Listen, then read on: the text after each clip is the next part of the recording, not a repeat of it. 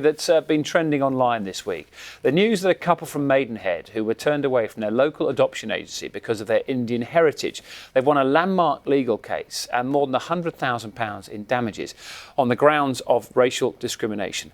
Sandeep and Reena Mander have since had success adopting from America, and they join us on the programme live from their home in Maidenhead. Thank you very much for coming on this morning and giving us a bit more detail about this. You had a really long journey towards having a child and trying to adopt here in the UK. Give us an idea. Take us back to the start. How did the process begin?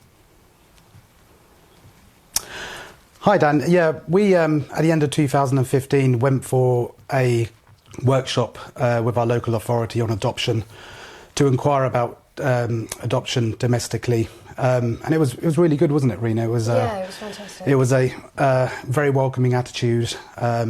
All sexualities, all races welcome. We took a few months to think about it, and then come April that year, we decided we were really, really excited about going for adoption. So we made the phone call. And when we made that phone call, that's when it went horribly wrong. And Reena, run us through what... phone asked our ethnic origin. Sorry, Sandeep, I was just going to bring Reena in on that point. Pick up the story if you could, Reena. What happened?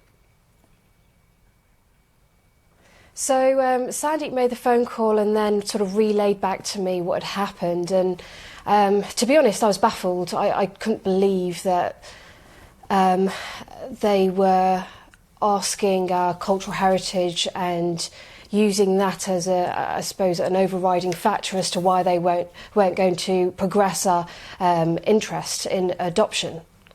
And I think we sort of thought about it for about a week, and then Sandeep rang back and said, you know, thinking actually this can't be right, maybe I could speak to somebody else, maybe it was the person that I spoke to. That particular phone call resulted in a home visit because we expressed the fact that we could take on siblings. We had enough room in our house and we were willing to do so. It's probably... Yeah, exactly. Yeah. And then so... A week later, I guess, then we got the phone call. Well, first of all, during the home visit, the lady was very warm and welcoming, but kept saying, whatever happens, we don't want us to put you off adoption. So we just knew what was going to happen. And then sure enough, a week later, we got the call that we couldn't even apply to become adoptive parents because of our cultural heritage. And they advised us to go to India, where the culture was similar to our own. And that's really what upset us the most, was the assumption on what our cultural values and beliefs are. So were you actually told not to bother applying? Is that what you heard on the phone? That's correct, yes. They suggested we look elsewhere because they only had white children available, and we were very, very clear right from the beginning that whatever child the race was, it didn't matter to us. To us, love doesn't have a colour. And Reena, you were successful in adopting over in America, and you've now been successful in your case challenging what happened to you here in the UK. And I understand that you would like to now adopt someone else from the UK to join the son you currently have. Yes, so we have to wait till our son turns 2. I think that's a legal aspect in the UK across the board. So when he turns 2, we can then re-register and hopefully apply to actually adopt another child. We'll have to go through some of the process again, and then we can hopefully adopt within this country. And Sandeep, I'll read the statement from the Royal Borough of Windsor and Maidenhead, but I suppose the point that they're making is they were looking particularly older children, and you wanted a baby, and I'm sure you appreciate it's a really difficult job, isn't it, to get it right, of placing what in most times it is vulnerable children in a loving family.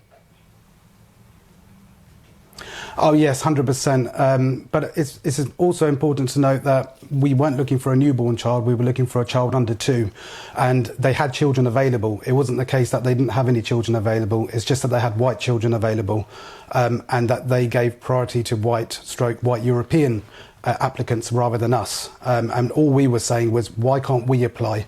You don't really know us. You don't know what our cultural beliefs are. You don't know who we are as people.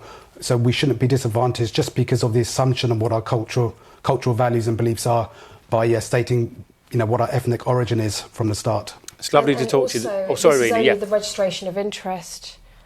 Yeah, so this is only the registration of interest. Matching should not be happening until around stage 2 of the process. We